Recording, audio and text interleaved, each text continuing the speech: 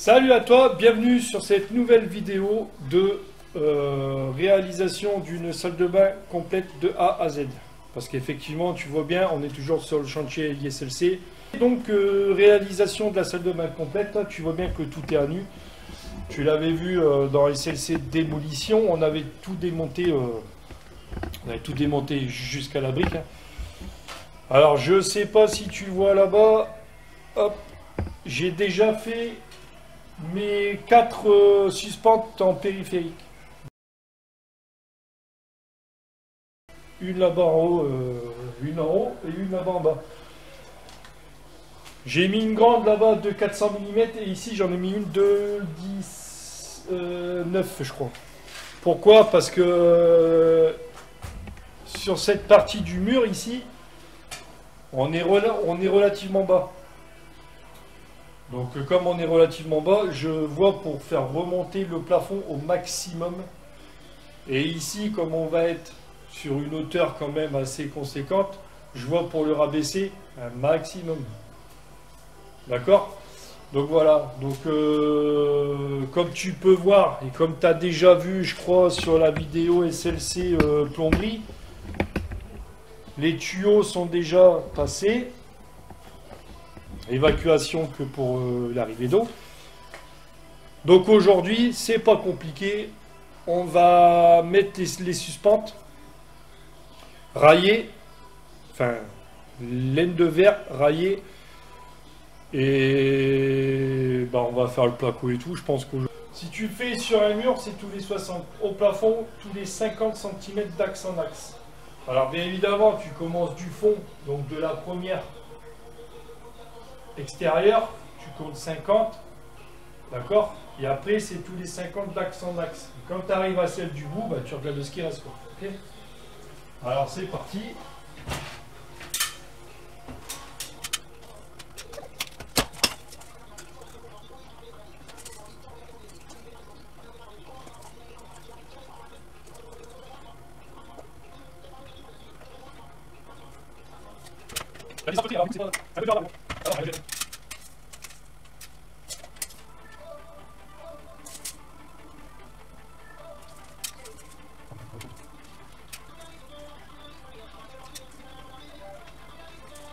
Les suspentes sont mises là-bas, tu vois, sur tout le long. Là.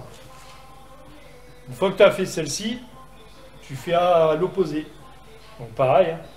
Donc on est bien d'accord, je te répète, pour faire un plafond ou un rampant, tu fais les 4 périphéries. Une au plus loin là-bas en haut, une au plus loin là-bas de l'autre côté, une au plus loin là, une plus loin là. D'accord? Aux 4 coins en fait de la pièce. Une fois que tu as fait ça, tu traces tous les 50 d'axe en axe d'un côté de l'autre. Une fois que tu as tracé tes axes 50-50, il y a 2 méthodes. Soit tu le fais comme bon là sur un plafond, ça va nickel, tu vois, tu mets ton niveau laser droit, il se règle automatiquement droit et après c'est nickel. Là sur un rampant, tu peux le faire comme moi je fais. Ou alors, donc tu mets tes 4 périphéries droits au fait, hein, les 4 périphéries, je t'ai pas dit, mais c'est là où c'est important, c'est que les 4, celles qui sont à l'opposé, là, aux 4 coins, il faut qu'elles soient bien droites, d'accord? Donc qu'elles soient à niveau, d'accord? Une fois que tu les as mis à niveau, donc soit tu le fais au laser comme moi, tu règles entre celle-là et celle-là, tu règles tes 50, donc tu traces les 50 et après, avec ton laser, ben, tu règles pour qu'il soit bien entre celle de gauche et celle à droite. Et tu mets tes suspentes, tu n'as plus qu'à silhouetterie. D'accord? Après, tu peux le faire à la ficelle aussi si tu veux. C'est plus rapide, c'est plus simple. Bon, moi je peux pas parce que tu vois, comme je t'ai dit, là-bas il manquait un bout de chevron, ils en ont rajouté un, donc ça m'a décalé le truc. Si tu le fais à la ficelle, tu seras jamais bon. Et pour bien faire, sur ce côté ici, regarde là c'est pareil. Là j'ai ma suspente, elle est en décalé puisqu'il y a un petit retour en brique. Là. Donc comme je suis en décalé, là-bas je suis en décalé encore au chevron. Parce que là, j'ai commencé de là, mais tu vois, là, je peux pas en mettre le chevron, après, ça tape dans la brique. Donc comme là, je suis en décalé, encore une fois, il faut que je me refasse chier à régler le laser. Par contre, une fois que tu as réglé ça, une fois que tu les as réglés, là, que tu as mis celle du bout là-bas, d'accord, tous les 50 d'axe en axe, et que tu mets celle-ci, tu peux le faire à la ficelle après. Parce que là c'est se faire chier à rien. Tu règles à 50, 50, 50, là-bas 50, 50, 50, tu les mets, tu tires une ficelle. Hein, moi tiens, elle est là. Tu vois? Bon là c'est une neuve. Habituellement j'en ai une rose. Une rose flash, tu vois. Je sais pas où elle est. Donc j'en ai racheté une, bon j'en ai pris une blanche. Alors moi c'est de la 1,5 mm. Tu peux très bien prendre une jusque 2 ou 2 mm 5 même encore, ça y va encore. Tu vois. Bon, je mets celle-là, je mets celle en périphérie là, à 50. Une fois que ça c'est fait, je te montre comment je mets la ficelle. Il n'y a rien de sorcier, hein, il n'y a plus qu'à suivre. Je te montre ça et je te reprends après, ok? Donc j'ai mis la ficelle. J'ai commencé de là, tu vois. Sur celle la plus haute là. D'accord? De celle-là, on rejoint l'autre là-bas. De là, on redescend. On repasse sur l'autre. D'accord?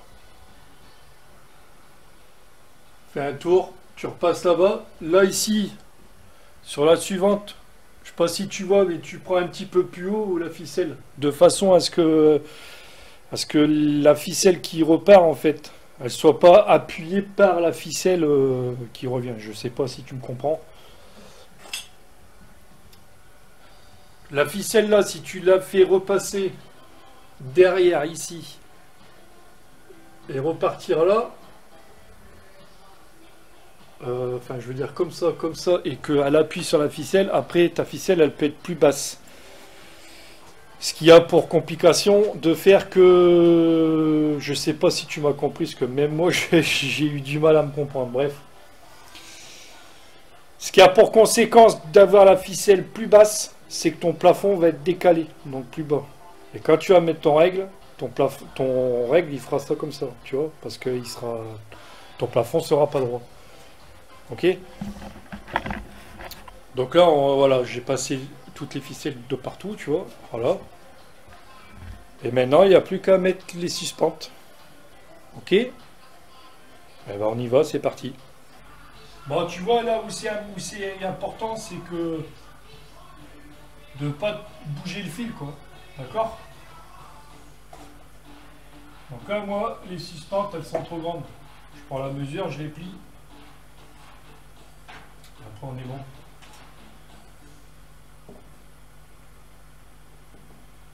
Et là où c'est plus...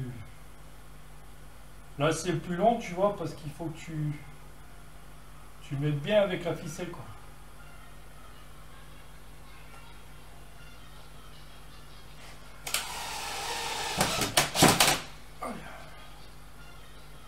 Voilà. Et là où c'est un peu complexe, c'est que si tu fais un petit peu de travers, comment dire, si tu mets pas ta vis bien au centre du trou, tu sais, qu'il y a dans la suspente pour que toi y mettre la vis, et ben la suspente elle bouge et là t'es baisé. Ok? Tu vois, les suspentes, il faut un écartement de maximum 120. Moi j'ai à peine 1 mètre. Donc je suis plus que parfait. À la limite, je sais pas si tu vois, mais quand tu bouges la suspente comme ça, quand tu la bouges un peu comme ça, le fil il doit pas bouger. Si le fil il bouge pas, c'est que t'es bon.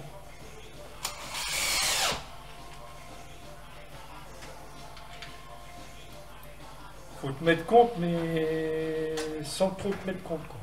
Je pense que t'as compris.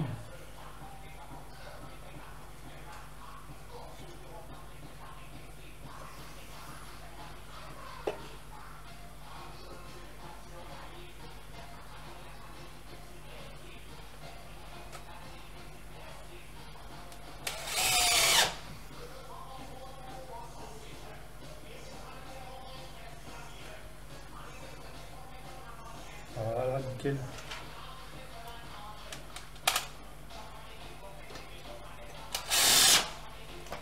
Ça a quand même son importance.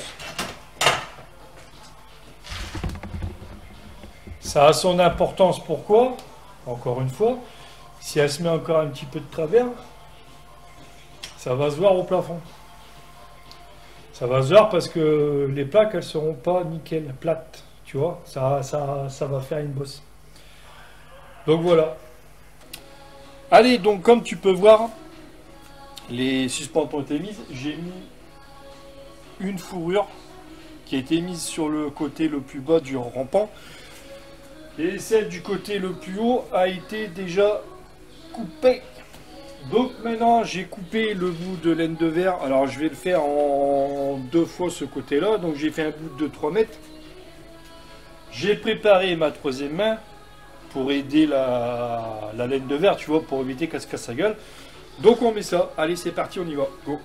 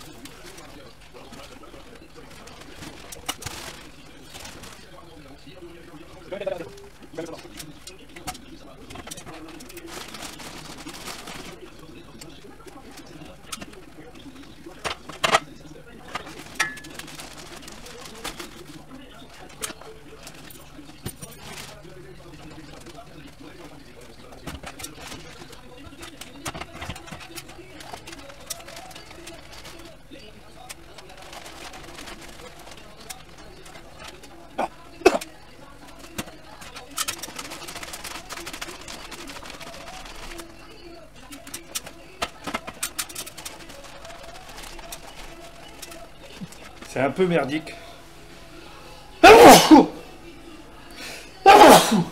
C'est ça qui est le plus merdique, tu vois. On met de la laine de verre.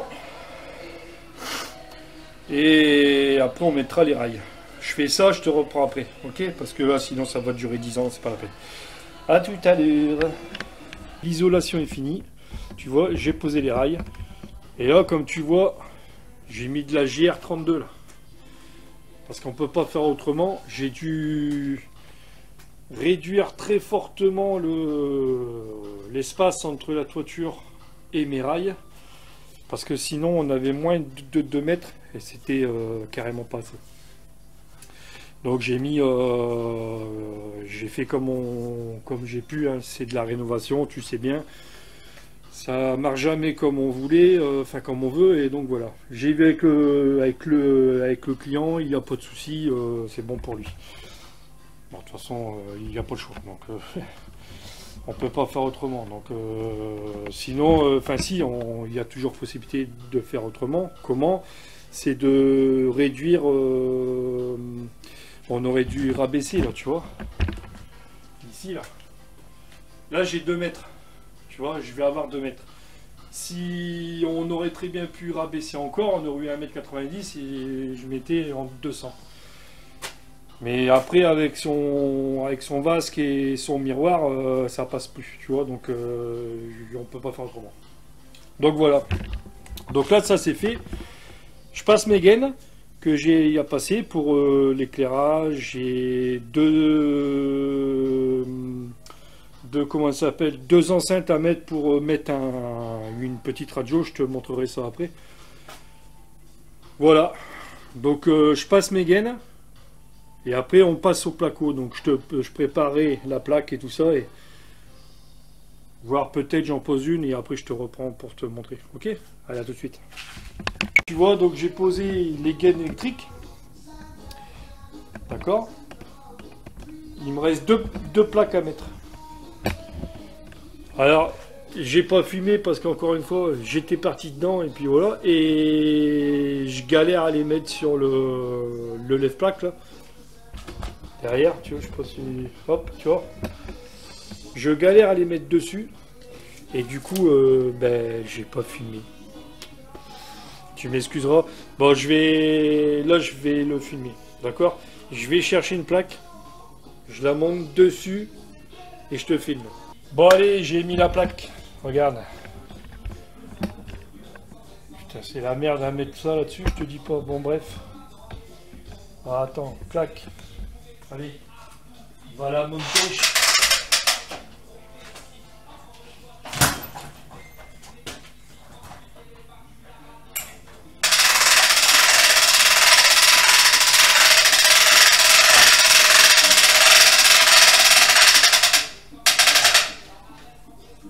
Merci quand même le lève-plaque, ça aide pas mal, franchement. T'imagines comment on faisait avant? Putain la merde. Je te dis pas quoi.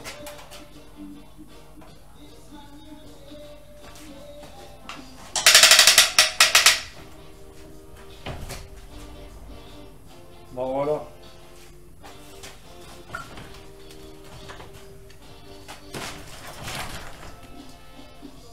Ah ouais merde putain.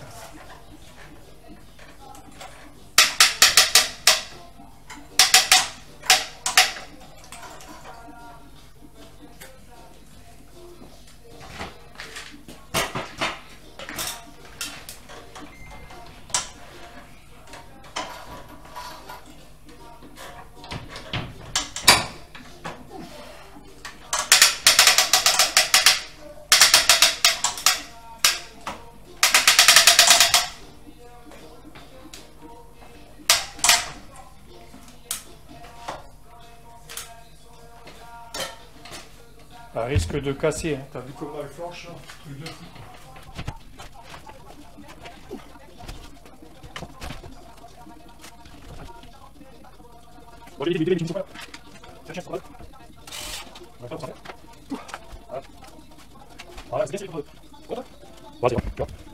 Et un petit jour, mais comme il y a le mur après, tu vois, qui vient là comme ça va aller. Tu vois, donc quand tu as fait ça,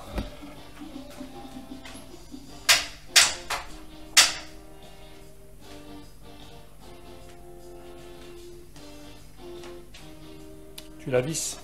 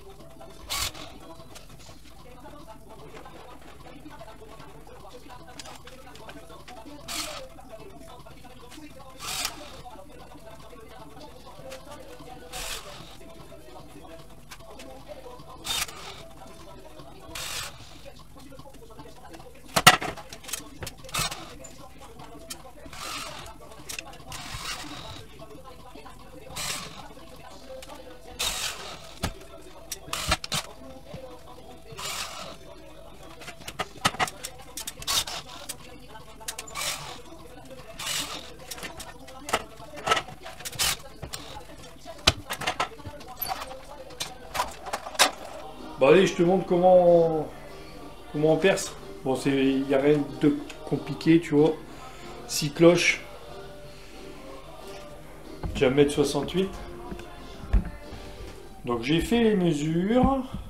Il n'y a plus qu'à. Tu vois. J'ai déjà fait pour la VMC.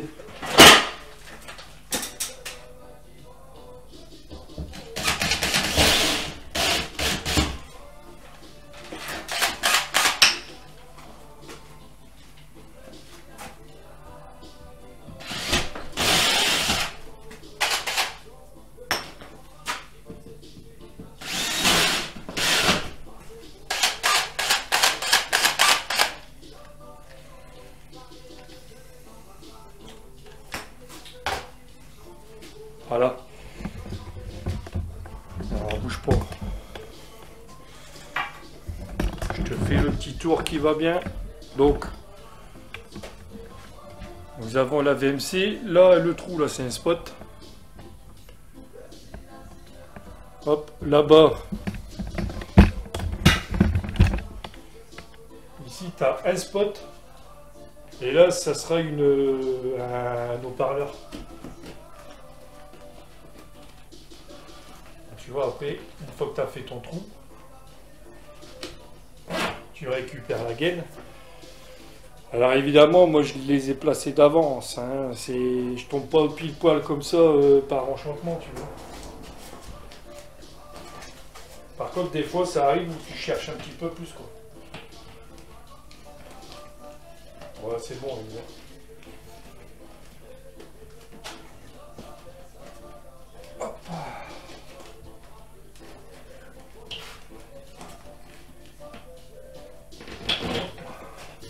Ça c'est pareil, je sais pas si tu vois, mais moi je les scotche ensemble. Quand il y en a deux, je mets un scotch d'électricien, un Chatterton quoi. Comme ça, quand on attrape une, l'autre elle vient avec. C'est la facilité quoi, tu vois. Donc là ici il y a encore un spot. Là il y en a encore un. Et là-bas, il y en aura un là-bas. Alors attends, si je me mets devant, ça peut pas aller. Là c'est un spot, et là c'est le deuxième haut-parleur. Et là-bas au fond, c'est encore un spot. Ça se dessine doucement, mais sûrement. Allez, salut. T'as vu, j'ai mis des spots, j'ai tout mis, c'est impeccable. Au moins j'ai de l'éclairage. Et tu la vois pas forcément, mais là, ici là, tu vois, c'est une petite radio que tu entends avec énergie impeccable. C'est nickel. Ça, c'est un petit cadeau que j'ai fait au client. Ouais, ça peut arriver. Donc voilà, donc ici maintenant, sur ce mur-là, on va faire le placo. Donc pour ça, rail en bas, rail en haut, on met les montants, on isole, on plaque, terminé. Ok. Donc, je te montre.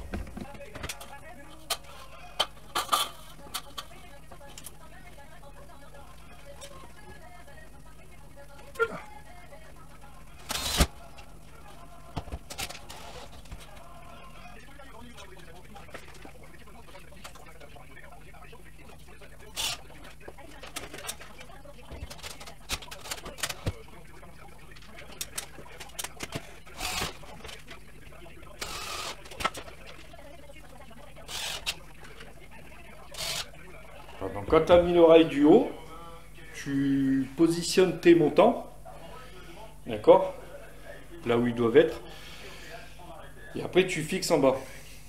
Alors, habituellement sur les murs comme ça, je ne mets pas en rail et montant, je les mets en fourrure. Donc, tu sais, il faut fixer une fourrure. Tu as déjà dû voir par là, parce qu'on est toujours SLC là, tu vois, par là. Tu mets une fourrure sur le mur, tu mets une lisse en bas, une lisse en haut, tu mets une fourrure à la verticale et tu viens mettre ce qu'on appelle des appuis intermédiaires entre la fourrure verticale et la fourrure horizontale que tu as fixée au mur. Ce qui vient faire un appui, d'où son nom, un appui intermédiaire. Et donc voilà, là ici j'ai un espace qui est beaucoup plus important sur le côté de la douche. Tu vois, par là. Là, je dois avoir, je sais pas, je dois bien avoir 25. Donc 25, c'est carrément trop grand pour mettre un appui. Et là, ici, ce côté-là, là, ça va être pareil. Tu vois, parce que là, je viens faire mon mur, il va venir ici. Et non pas là. Tu vois, il va venir là et il va filer droit là. Donc comme il va filer droit, je vais avoir un écart assez important. Donc là c'est pareil, ce côté du mur là, il va être fait en montant. Par contre, cette partie là avec la fenêtre et la partie qui est là derrière la caméra, donc ce mur là, lui va être fait en fourrure. Donc voilà, je coupe les montants. Et je te reprends. Bon alors t'as vu, j'ai mis la laine de verre, j'ai mis les rails qui manquaient là. Quand t'as fait ça,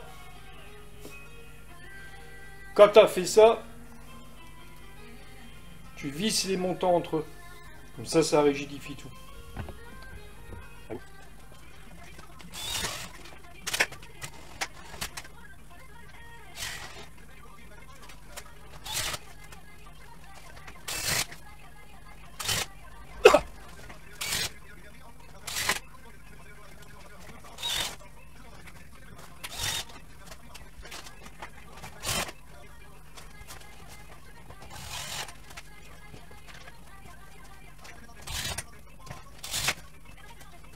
Voilà. Donc après, il n'y a plus qu'à plaquer. Ok. Allez, je fais ce côté-là maintenant. T'as compris le principe, je vais pas tout filmer, ça sert à rien. Peut-être je te reprends, tu vois que j'ai fini d'isoler, railler, isoler. Là j'ai raillé toute la fenêtre, enfin tout le mur de la partie fenêtre. D'accord? Tu vois un peu comment je fais. Et là j'ai pas fini, là faut que j'y remette faut que j'y remette une fourrure ici. Tu vois? Et une fourrure ici, en bas, comme ça. Et je vais y remettre des appuis intermédiaires. Donc les appuis intermédiaires, tu sais, c'est ça. D'accord? Et après, je vais isoler. Comme on a fait là. Hein. Voilà. Et après, on plaque. Et ici, là, c'est tout raillé aussi. Côté douche, tu vois. Voilà. Donc là, c'est pareil. Là, c'est le mur intérieur. Donc on n'isole pas. Donc on plaque direct. Donc allez, c'est parti. Salut, moi je pose des plaques avec ça aussi. Je te montre hein, en même temps. Tu lèves, clac, et ça sert à bloquer la plaque. Comme ça bouge plus.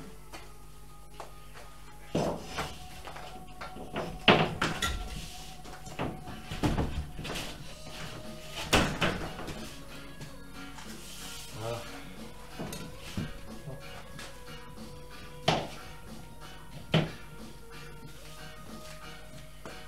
Bon, ben c'est pas mal. On visse.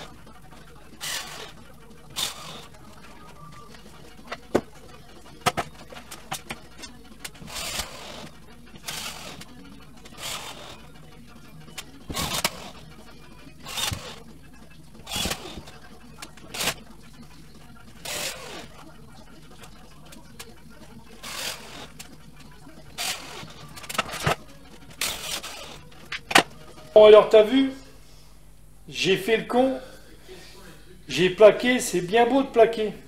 J'avais oublié J'avais oublié l'eau, tu sais, la tête de douche. Hop. Et la douchette.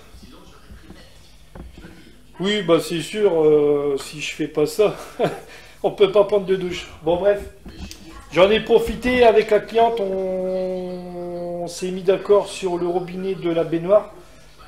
Je voulais le mettre à la base sur la cloison qu'on va faire maintenant. Là.